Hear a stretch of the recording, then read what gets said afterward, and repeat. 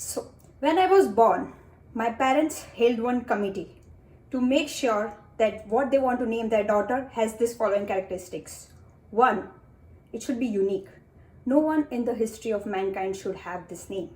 2nd, astrologically, it should match to the sun sign or the moon sign.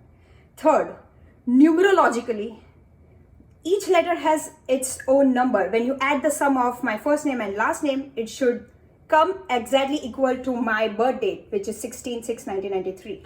4th, whenever someone reads my spelling, it should be easy to pronounce. And 5th, it should have a great history assigned to it.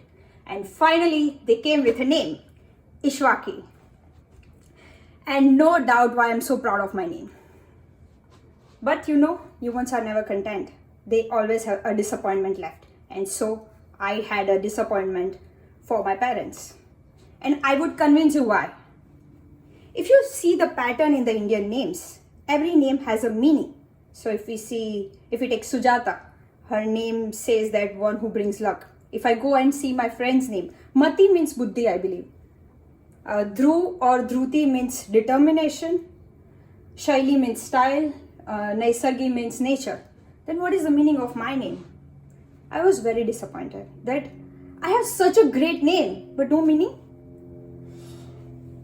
I am learning Sanskrit for 3 years, and one day I recently got one of the biggest enlightenment of my life, which is I came across a word which is called ich.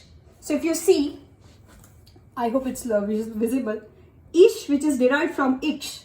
I recently knew that ich means vision and vaki means speech or communication. Do you know what's my pathway? It's visionary communication. So I just called Toastmasters to change the name of the visionary communication for more apt name, Ishwaki. They are going to roll that out soon. Okay, no jokes. Jokes apart, Ishwaki means the one who speaks with an observation. I was very excited and I shared this with all of my friends. Only to listen from one of my friend that you are a misnomer. You're exactly opposite of that. You don't observe when you speak, you just speak. I was very angry, but maybe that's true. So today I want to share what is communication with the perspective of Ishwaki. I may not be standing by what my name means, but I can definitely share with you how you should communicate by Ishwaki. So let's break it. The first part is Ish, meaning observe. Before, I thought that communication is all about speaking. You can ask my dad, I always argued with him without understanding anyone's perspective. Before I thought communication is about speaking. As I came closer to communication, I realized it's about listening. Before I thought communication is about making someone understand my point. Now I realize that before making someone understand my point, I have to understand their point. Meaning I have to listen. I have to be an active listener. I also read this quote somewhere that the first step to influence someone is to get influenced. They should feel that they are being understood before you try to make them understand. Let's go to another part of my name. Vaki means speech or communication. I know everyone here knows about communication more than me. So let me just share one of the things which I learned about communication recently.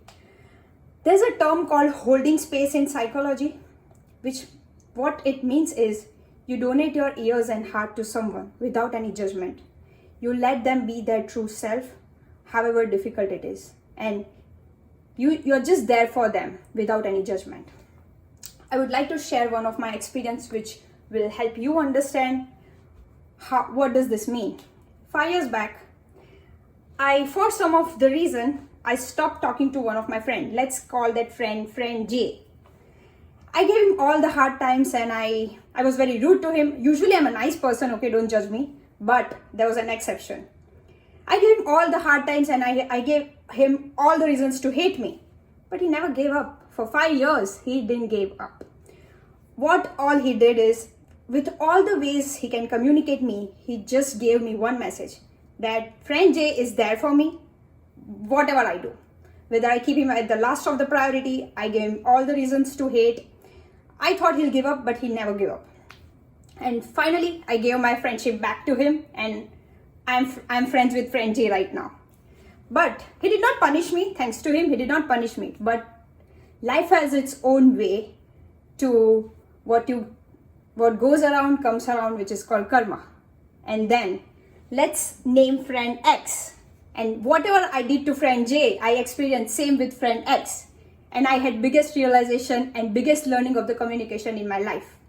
I realized that communication, before even you speak a word, is lot more about how a person is comfortable in making an eye contact, body language, gestures. Is the person comfortable to smile with you? Is person giving you messages with the body language and gestures that that person is open to listen? Are you able to understand and even state of mind when they do not even talk to you?